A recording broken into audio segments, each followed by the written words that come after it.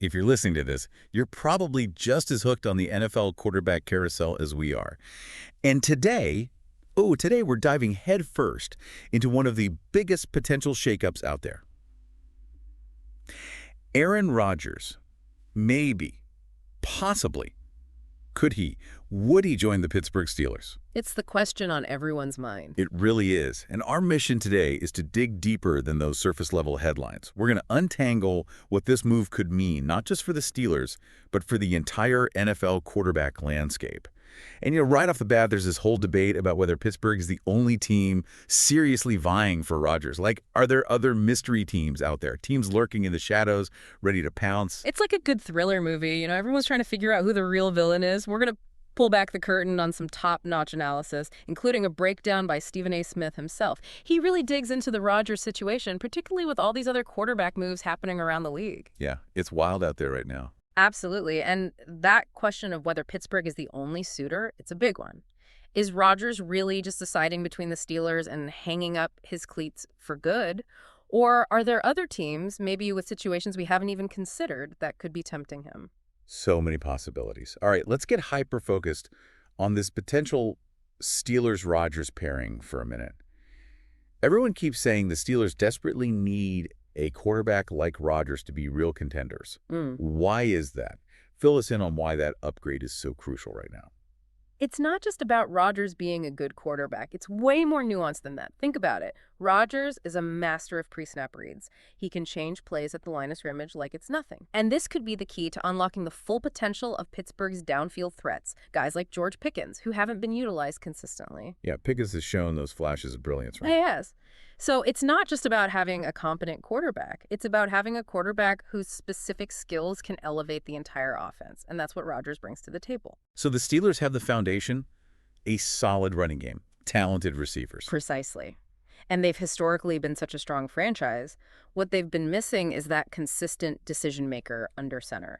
A quarterback who can deliver the ball with laser precision when it matters most. And that, my friend, is where Rodgers could come in. So we see how Rodgers could potentially transform the Steelers, but flip the script for a second. What makes Pittsburgh so appealing to Rodgers at this stage of his career? I keep hearing about the respect he has for Coach Tomlin. That respect for Mike Tomlin. Oh, it's huge. The thinking is that Tomlin's leadership and the culture he's built in Pittsburgh would allow Rodgers to just focus on being a quarterback. He wouldn't have to get bogged down with team-building decisions or organizational politics. He could just, play ball. Kind of like a breath of fresh air, right? After everything that's been going on in Green Bay. Exactly. And the analysts we're looking at believe he's still got plenty left in the tank. But only if he's got the right supporting cast. And that's a big if. Pittsburgh has the offensive weapons, that much is clear. But what about the offensive line? That's the make or break factor. Which leads perfectly into the next big question. Yeah. Can Rodgers actually still play at that elite level? The MVP Super Bowl contender level? From what I'm gathering, it seems like the answer hinges on the support he'd get, particularly from the offensive line. It all comes down to protection. And it's not just about any kind of protection. It's about the type of protection Rodgers needs. He's not a Lamar Jackson, a young guy who can escape pressure with his legs. Rodgers thrives in the pocket. He needs time to read defenses, to dissect the play. So a rock-solid interior pocket and consistent pass blocking from the tackles, that's absolutely essential for him to succeed in Pittsburgh. If the Steelers can give him that, then yeah, I think his arm talent and his football IQ are still up there with the best in the league. The plot thickens with all this talk of mystery teams. Even after Rodgers spent a good chunk of time at the Steelers facility, what was it, like 6 hours? It's a serious visit. A very serious visit. He still hasn't committed, so it's got everyone speculating.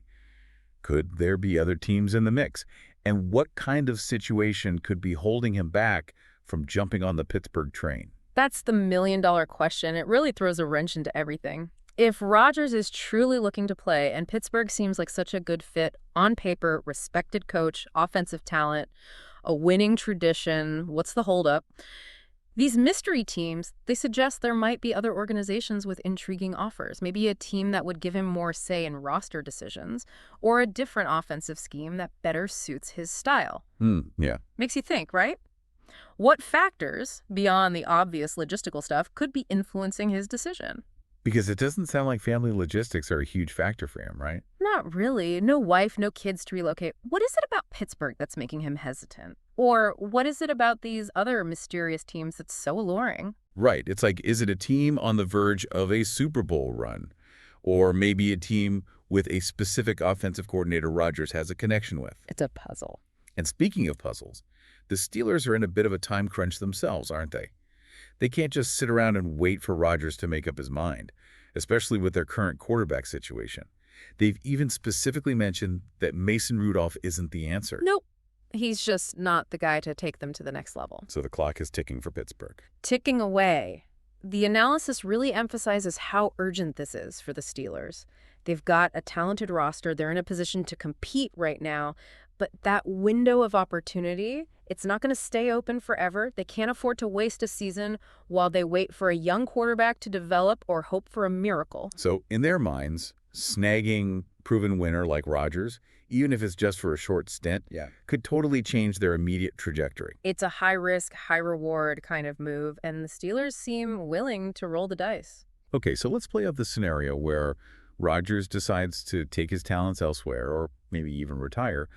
What are the Steelers' backup plans? I know the draft has been a big part of the conversation. It's Plan B, but it's a solid Plan B. The analysis really hammers home that the Steelers need to address their quarterback situation in this upcoming draft, regardless of what happens with Rodgers. And they're in a good spot, too. Sitting with the 21st pick, there's a decent chance a high-potential quarterback will still be available when their turn comes around. Yeah, the draft is always such a crapshoot, though, isn't it? You never know what's going to happen. But there's also talk about the Steelers potentially trading down in the first round. What's the logic behind that strategy? Think of it like this. If the teams drafting after the Steelers aren't desperate for a quarterback, the Steelers might be able to trade back a few spots, pick up some extra draft capital, and still snag a quarterback they like. More picks, more flexibility. Exactly. It's all about maximizing their resources. It would give them more ammunition to address other needs on their roster. Smart move. And there's even a specific quarterback name that's been thrown around in this context. Tyler Shuck. What makes him a potential fit for the Steelers, especially under their offensive coordinator, Arthur Smith? Tyler Shuck's a fascinating prospect. He was on the Steelers' initial top 30 visit list, so they're clearly intrigued by him. He's got this combination of athleticism and arm strength that's really exciting, and the analysis suggests he could thrive in the kind of offense Arthur Smith likes to run.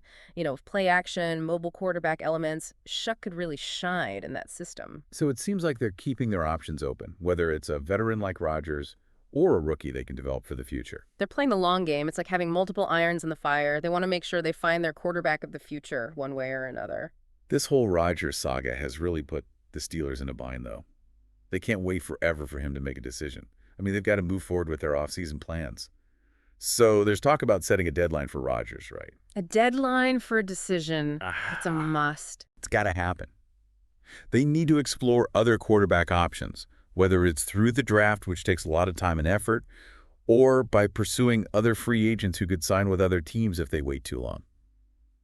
They can't just put their entire offseason on hold while Rodgers ponders his future. They need to know what they're working with, and they need to know soon. But, you know, trying to give Aaron Rodgers a deadline, it's almost comical, especially considering his, shall we say, unique approach to decision-making lately. Yeah, good luck with that. Remember that whole darkness retreat thing? How could we forget? The analysts are definitely poking fun at the idea of trying to impose a hard deadline on a guy who just spent days in total isolation contemplating life's big mysteries. But seriously, it is a tricky situation. How do you tell a player with Rodgers' personality, a guy who clearly marches to the beat of his own drum, that he needs to make a decision by a certain date? It's going to be interesting to see how that plays out. It might not be pretty. Okay, let's zoom out for a second and take a look at the quarterback chaos happening across the entire league.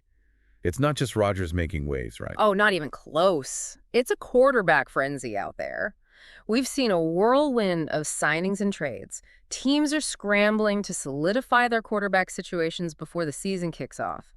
And it's fascinating to see how these moves are being evaluated. Some teams are being praised for their off-season moves, while others are facing some serious criticism. It's like a constant game of musical chairs. It is, and everyone's trying to grab the best seat. And I've noticed some pretty distinct differences in how some of these moves are being perceived. The Chicago Bears, for example, they seem to be getting a lot of praise for their offseason. But then you have the Dallas Cowboys, and they're being criticized for taking a step back. What's driving these contrasting opinions? It's not just about adding players, it's about addressing specific weaknesses. The Bears are being praised because they're strategically building around their young quarterback, Caleb Williams. They've invested heavily in the offensive line, bringing in a seasoned veteran, and this is purely hypothetical, let's say, Jason Kelce. Okay, yes, someone like that. Someone who can solidify that front line. Makes sense. This gives Williams more time in the pocket, which is crucial for his development. The Cowboys, on the other hand, they seem to have lost some key veterans without adequately filling those gaps. It's raising concerns about their overall team strength and whether they're headed for a decline. It's all about those calculated moves, or sometimes miscalculations, as the case may be. And there's always room for debate.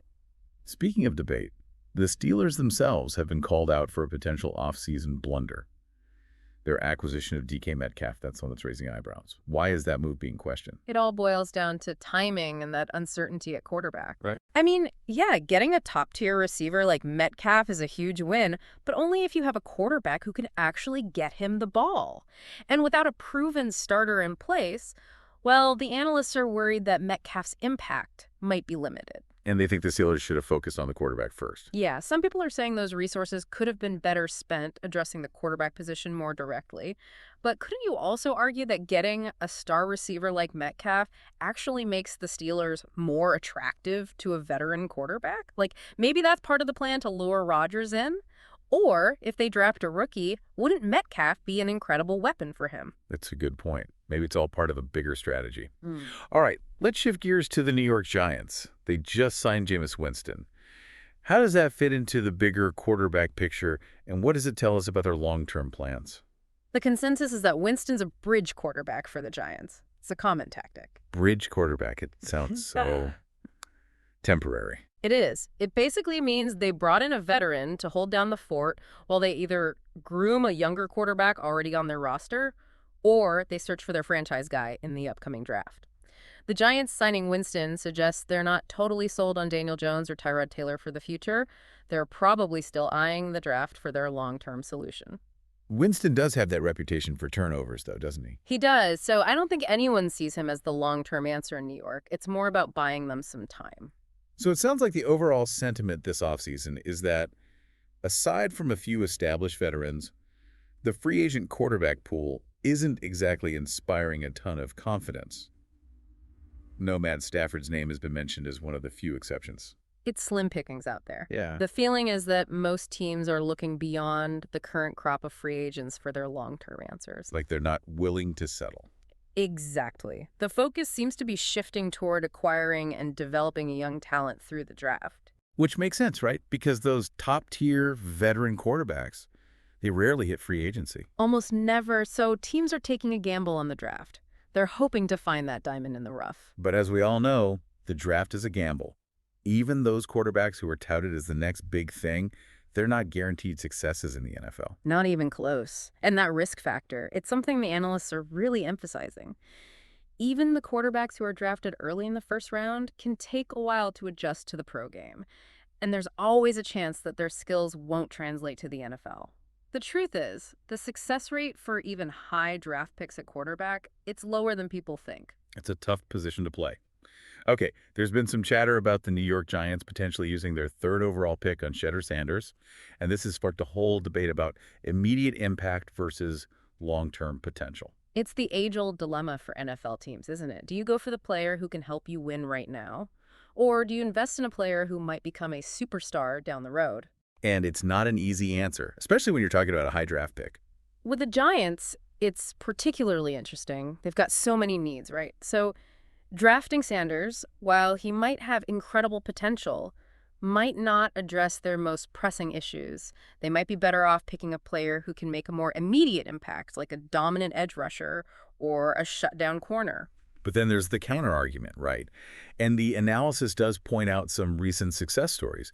Guys like C.J. Stroud and Jaden Daniels, they came into the league as rookies and made a huge impact right away. So it does happen. It's not impossible. It's proof that rookie quarterbacks can contribute immediately, but it's all about finding the right player and putting him in the right system. Coaching is a huge factor, too. It's that perfect storm of talent, coaching, and opportunity. And before we wrap up, there's a quick note about the Minnesota Vikings quarterback situation. The analysis kind of hints at an indirect choice between J.J. McCarthy and Sam Darnold. What's the implication there? The Vikings seem to be leaning towards the younger option with more potential. McCarthy, whether they draft him or acquire him through a trade, represents the future. Darnold, on the other hand, he's a known quantity. He's got experience, but maybe not the same ceiling as McCarthy. It looks like the Vikings are prioritizing long-term potential over immediate results. Which, is understandable, given where they are as a franchise. They're not in win-now mode. They're building for the future. It's all about setting themselves up for sustained success. And just a little nugget to keep in mind. Today, March 24th, 2025, it's Cam Ward's Pro Day. It's a subtle reminder that this quarterback evaluation process never stops.